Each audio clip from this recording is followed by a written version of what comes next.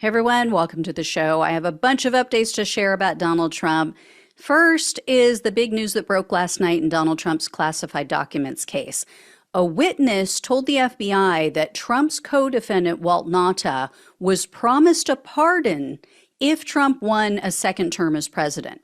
So this witness hasn't been named, but the notes say that it was someone who worked in Trump's administration, and he spoke with investigators in November of 2022. So we do know that it's a man. It's not clear how this man knew about the alleged pardon because he told the investigators he hadn't spoken with Nauta since Trump was in office. But the interview notes say, quote, Nauta was told by F. POTUS, which means former POTUS, people that his investigation was not going anywhere, that it was politically motivated, and much ado about nothing. Nauta was also told that even if he gets charged with lying to the FBI, F. POTUS will pardon him in 2024. And this witness refused to be recorded. He told the investigators that it would be a, quote, far bigger risk for him in the Trump world.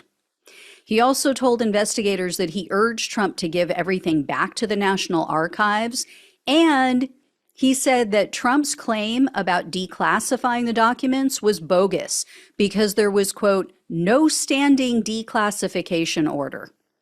And according to the witness, he told Trump and other people around him, including Trump's kids, that Trump needed to give everything back. The witness told Trump, according to him, quote, let them come here and get everything.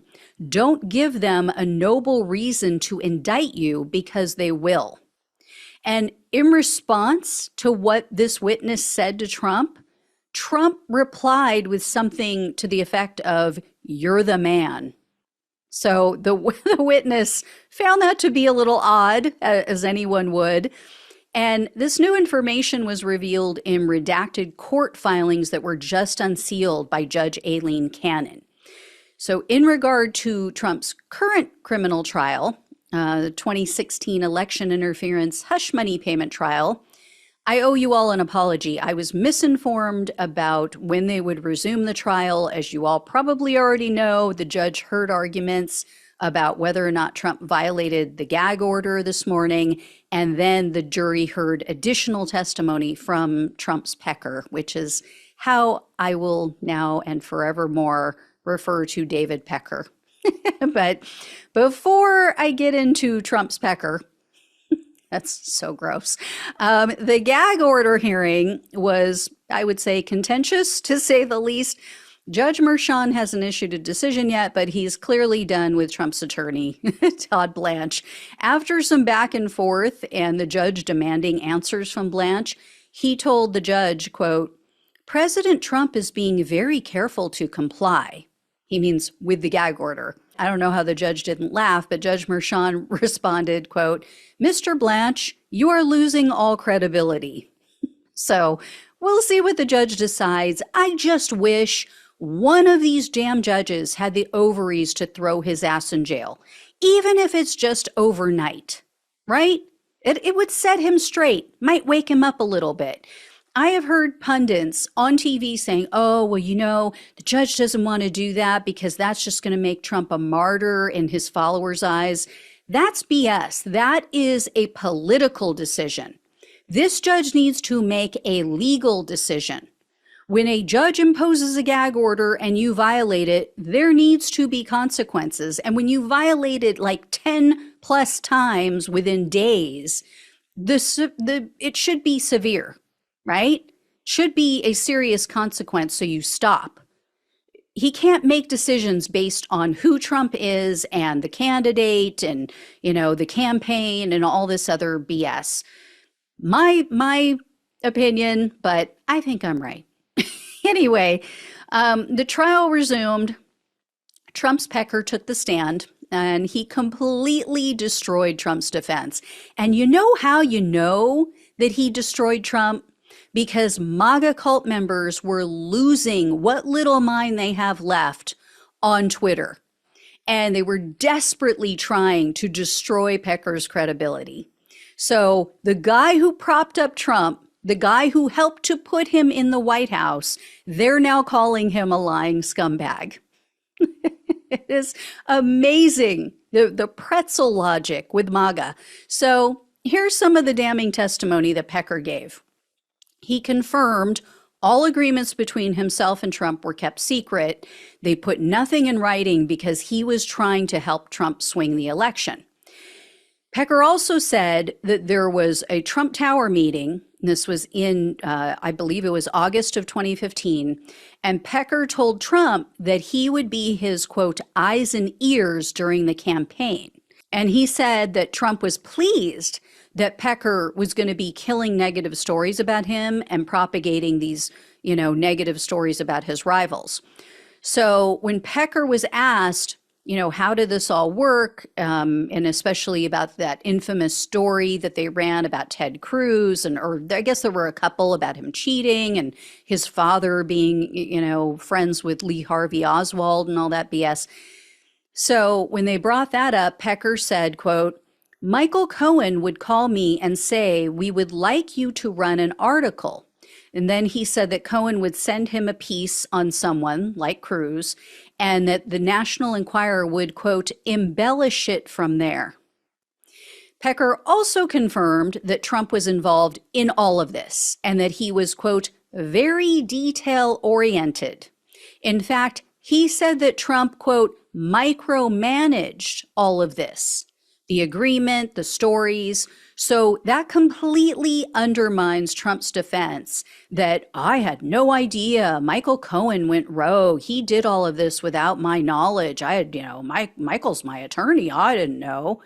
So, and then Pecker also said that Trump personally ordered him to work with Steve Bannon to put together negative Hillary Clinton stories. And there was a story that came up that you guys might remember. It ended up being false, but it was about one of Trump's doormen at one of his properties. He claimed Trump had a love child with one of his employees or something. Well, Pecker was asked about that story, and he said that when it came up, he immediately called Michael Cohen, and he agreed to purchase the rights to that story for $30,000. And after Pecker sealed the deal, something about that didn't sound right. Anyway, he said he spoke with Cohen, and Cohen thanked him and said that, quote, the boss is very pleased. So that apparently was the first time that the National Enquirer conducted one of these catch and kill deals. So they had never done this before, Trump. And then in June of 2016, Pecker said Playboy playmate Karen McDougal had reached out. She contacted the National Enquirer. She talked to them about her story, about how she had a 10-month affair with Trump throughout his marriage. So Pecker verified he contacted Cohen right away. He wanted to give him a heads up, but he also wanted to find out, is the story true? What do you want to do about it? He suggested that, yeah, we catch it and kill it. We pay her off and then just don't print it. And then Pecker said that Trump called him back personally to discuss it. So you now have corroboration of what Michael Cohen is going to say. And as I'm sure you all know, the National Enquirer paid McDougal $150,000, and they gave her a fitness column, or they let her write a certain number of fitness publications or fitness articles for one of their publications. So Pecker also says that Michael Cohen suggested that they start communicating on Signal. And Pecker said, yeah, I didn't know what that meant. I didn't know what it was. And so Cohen explained to him, oh, well, our conversations would be encrypted and then they would be erased. So no one would know what we're talking about. Why do you think they needed to do that? And then there was also a mention yesterday, which I didn't see until today, about text messages that are going to be revealed during this trial. And these messages hadn't previously been reported. They allegedly contain, among other things, text messages between Karen McDougal's attorney and someone at the National Enquirer on election night. That's interesting, right? And it sounds like Trump is not happy. MSNBC interviewed a couple of students. They had the day off from school, I guess. So they went down to watch the trial. One of them said, "Oh, yeah, I want to be an attorney when I grow up." And one of them said before the trials kicked off, Trump was cursing. She said Trump was cursing quite a bit. And then, he toned it down later. And then reporters were saying that Trump looked very unhappy and some of his ire was directed towards his own attorney. So I think that had to do with the tongue lashing that Blanche got, about the gag order and the fact that this is not going well for Trump. So the trial will resume on Thursday. This time, I know I'm right. So unless the judge somehow, some way changes his schedule, then I'll be wrong. But yeah, by all accounts, it will pick back up again on Thursday. In the meantime, I have some fun stuff to share. So first, Donald Trump's stock, based on his failing social media site, it has dropped again in value. I mentioned yesterday the shares were down to about $36 at the close of market. And as you can see here on your screen, they were at $35.50 when the market opened, so not much of a change. But by the end of the business day, they slid again to $31.48. Was it something that Trump's Pecker said, maybe? Also, Steve Bannon is urging Trump to skip his trial. Now, remember, the judge said, "You skip the trial, I'm throwing you in jail." But Bannon is telling him, "You need to go attend that Supreme Court hearing on Thursday on presidential immunity. And you need to go to Barron's graduation," which the judge hasn't even ruled on yet. But, right-wing media has Trump's cult convinced that he's not allowed to go to his son's graduation. And so Bannon said on his show, quote, "Come on, dude, stand up to him. Just do it. See how the chips fall." Remember, this is being said by a guy who has been fighting tooth and nail to try to stay out of jail since he was convicted of contempt of Congress. Yeah, you first, Sloppy Steve. Go for it. Try it. Anyway, I will let you know when I hear more. Thank you all so much for watching and listening. Please like, please share, and subscribe. Please donate if you can.